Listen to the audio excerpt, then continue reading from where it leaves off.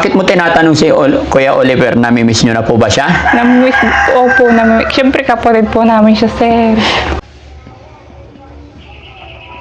Kawawa po yung kapatid namin. Imbis na inunawa po namin siya nung binaliwala po namin siya. Yun na po yung naano namin, na-realize po namin. Buti na lang pala, na-rescue ng Team Daddy Frankie. Kasi kung hindi namin siya na-rescue hanggang ngayon siguro or what, hindi nyo pa na-realize. Yun mga kababayan, mga kabarangay. Magandang hapon po. Kumusta po kayong lahat? Sino po bang nakakaalala sa inyo? Naalala nyo pa ba itong lugar na ito? Alam nyo ba mga kababayan? Sa palagay nyo, anong reason bakit nandito si Daddy Frankie ulit? Diba? Yes mga kababayan, alam ko, lahat po kayo alam ninyo kung yung simula ng bahay na to. Ito po yung bahay ni Kuya Oliver. At ito, yung araw na i-update ko kayo ulit mga kababayan. At pupuntahan natin yung mga kapatid ni Kuya Oliver para kumustahin sila. Tara mga kababayan, samahan niyo po ako. Bata yun. Ha?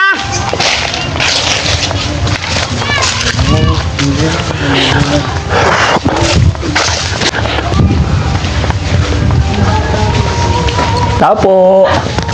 Magandang araw po. Ay, kumusta po? Okay naman po. Pwede ba kami tumuloy? Patuloy po kami. Ayan. Kumusta na? Okay naman. Oo. Tuloy po kayo sa bahay namin. Ay, tara. Ayan. Ito na po yung pinagawa niyo po, sir. Ha? Medyo po pera. Ano? Yung po yero ko po, pinalitan ko na po. Very good. Yung huwag na po kayo magtanggal. Hindi, okay lang. Nagchichineros po kami dito. Ha? Hindi nakakay. Hindi pa po tapos yung look niya. Okay lang. Okay lang po. Ayan, pasok. Hindi madilim? Pabukas Yan il. po yung ilaw. Ayan. Upo ako. Upo ka na eh. Kasi gusto kitang kausapin about kay Kuya Oliver. Kumusta na po kayo yung kapatid ko, sir? Ha? Kumusta na po? Ayun. Kaya nga kami nandito eh. May update na po kayo? Yes. Nakaraan, nag-text sila na sinasabi nila, nireport nila sa amin, nag-text sila about sa pagpapagamot. Nailipat na naman siya ng... Magaling na po yung bituka niya. hindi naman totally sinabi, pero nagsabi sila na yung mga ginagawa nila. Kaya lang, hindi naman natin pwedeng pakialaman yun. Sila na nakaalam. Kaya po ako pumunta dito para pag-usapan natin. Bakit po? Na-miss nyo na po ba siya? Pero po, naiisip din po namin. Siyempre, kapatid po namin. Ay, ganun. Bago ang lahat, idikit ko lang to sa'yo. Opo. Ayan. Para maganda usapin. Okay. Ba't mo natatanong kung ano na nangyari? Pupunta sana po akong bukid eh. Ha? Pupunta po sana akong bukid. Magpainom ng baka po. Oo. Bakit mo tinatanong si Kuya Oliver, namimiss nyo na po ba siya? Namimiss, opo, namimiss. Siyempre, kapatid po namin siya, sir. Nakakaawa nga po yung kalagayan niya. Opo. Nakita ko po siya doon, para po siyang tinakwil na sinumpa. Oo. Opo. Hindi biro-biro yung Na pinagdadaan. Hindi po biro-biro yung pinagdadaanan niya hanggang ngayon. Dahil sa tagal niya kasi sa kulungan. Oo nga. Kaya hindi ganoon. Sa lahat, alam mo na, sa lahat ng na-rescue namin, si Kuya Oliver talaga ang pinakamalala. Sinasabi ko po yung totoo para at least ano man mangyayari, naka-ready po kayo. Saka po, naisip din po kasi namin, talaga pong mali yung pagkakakulong sa kanya, na Mali. parang animal, hayop. Hindi po siya kasi hayop na dapat ikulong. Saka yung pong kalagayan niya noon na madumi, mabaho. Walang po talaga sa pag-aalaga. Naisip din po namin yan.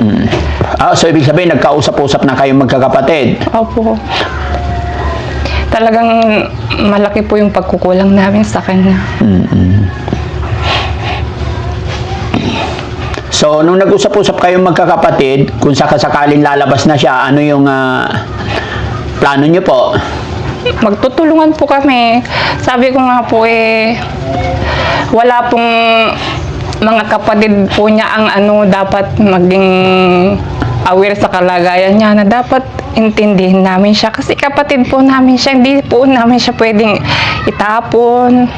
Imbis na intindihin namin siya, binaliwala po namin siya. Kaya ngayon po nauunawaan na po namin. Kaya yun po yung sinabi sa akin ng doktor na kaya pumunta ako dito para i-update din kayo. Para nasasabihan kayo. Okay lang ba isara niyo yung pin? Sana po kaya yung kapatid ko sa si Daddy Frankie. Opo. Yun po yung pinaka-reason.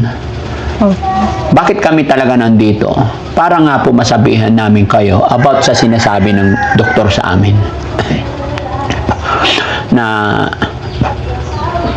ready po tayo sa lahat ng mangyayari. Ano pong gusto niyong sabihin na maging ready po? Na alam niyo po yung nangyayari. Kung ano man pong mangyari sa kanya, tanggapin po namin. Basta magdasal lang po tayo, Nay, no? Opo. Sinasabihan. Kaya nga po sinadya ko po kayo. After natin mag-usap, kausapin ko rin si JJ. Yung isa.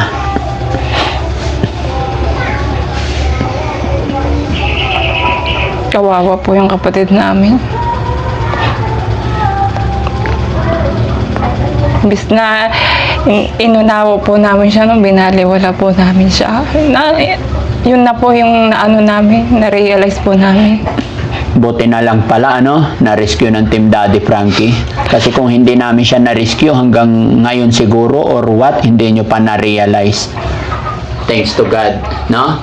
At least may panahon pa. Pero gaya ng aking sinabi, Nay, nakaraan po, Hindi na may nag-message po. Ano po? Yung pong nakaranting na kung may babalik. Ha? Yung pong nakaraan ka. Oo. Yung pong nakaraan din na po namin may babalik. Opo. Nakaraang mga araw, nag-message po ang bahay pagamutan sa amin. Ano pong sinabi, sir? Ayun nga po, another procedure ang gamutan sa kanya. Nakaraan kasi, na-check na nila, na-operahan na. And then, another procedure na naman sa kanyang internal. Ibinalita nila. So, sabi nila, tuloy-tuloy lang po tayong manalangin. Opo. At sana, lalong lumakas pa yung makayanan ng resistensya ng kapatid nyo po. Kaya nga po nagpunta ako dito sa inyo. Kasi syempre, hindi ko rin alam. Syempre, ako po yung pinaka-reason kung bakit natin siya nadala sa ospital. Opo. Ayaw kung darating yung panahon or time, wag naman po na baka ako yung masisi. Hindi po. Malaking pasalapan po nga namin sa inyo at Yes po. kayo po yung tumulong sa amin kung paano dapat ang gawin. Kaya kung ano yung update sa akin ng doktor sa amin, ina-update ko rin kayo. Salamat Pero po, sir.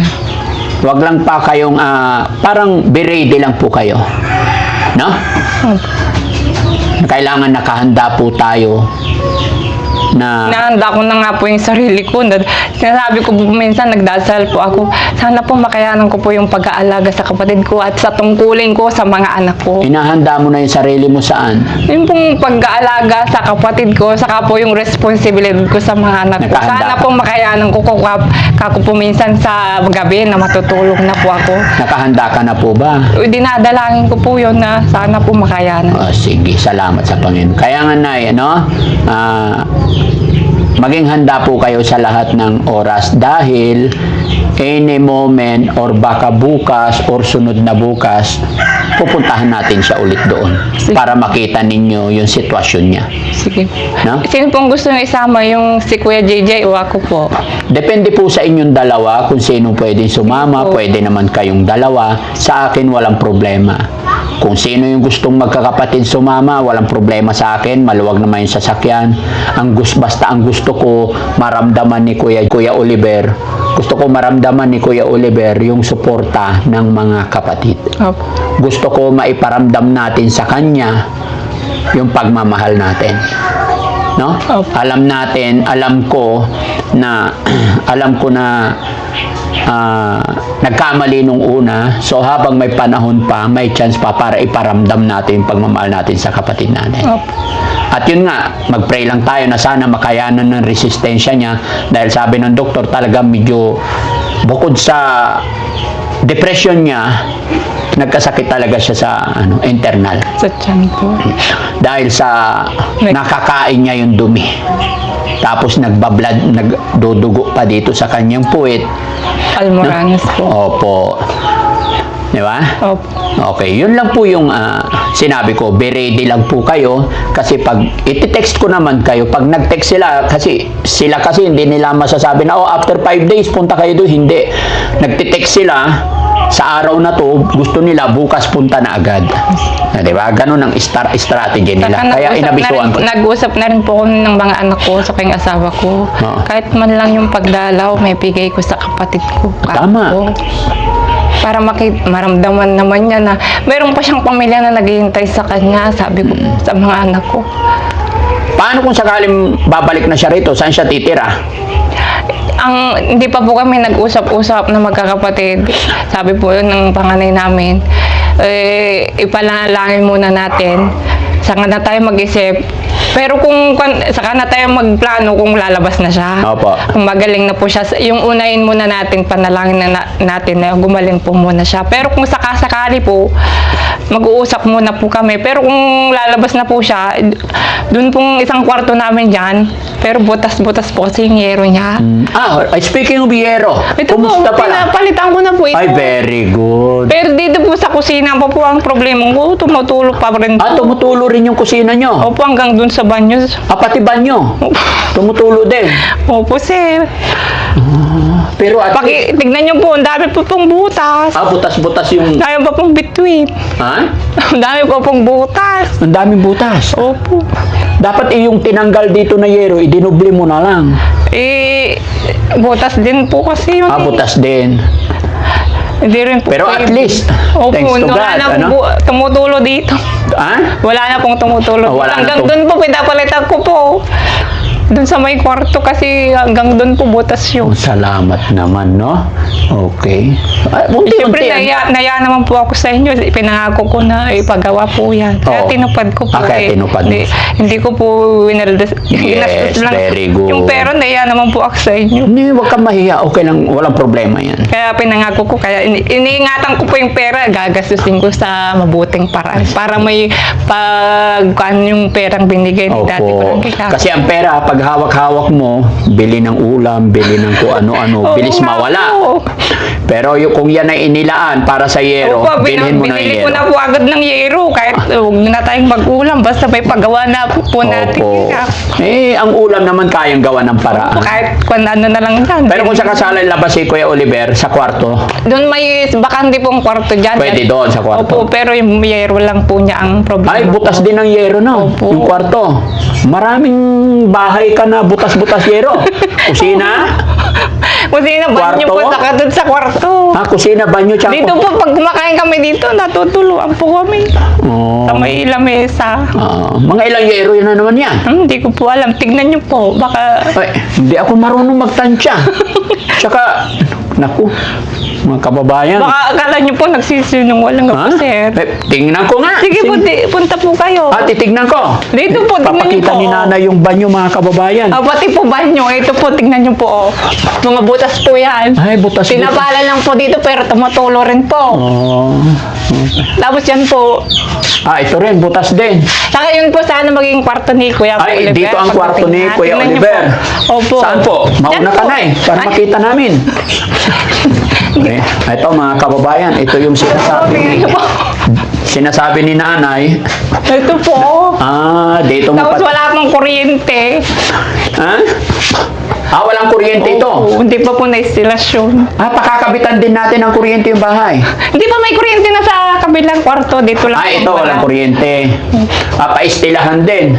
Sa palagay mo, magkano ang istila ng kuryente nito? Hindi ko po alam, sir. Hindi ko po alam magpanong... Ito po, pinagawa ko na to. Dati po, puro bakal ito. Oo. Pero pinagawa ko na po ito. Pero delikado yung salamin. Tatanggalin pagpat po. Okay lang yung bakal. Opo. Yun pong problema ko, tumutulong po dito. Minsan po may naglalagay po ako ng mga timba dito, ayun po ako nakahanda. Bakit kasi? Bakit kasi nagtataka o yero nyo? Luma na po kasi, sobrang luma na po. Ah, Tagal na. Tapos itingnan niyo po yung mga kahoy. Pag natutubigan na ano po siya ng ulan. Nagkasira-sira na.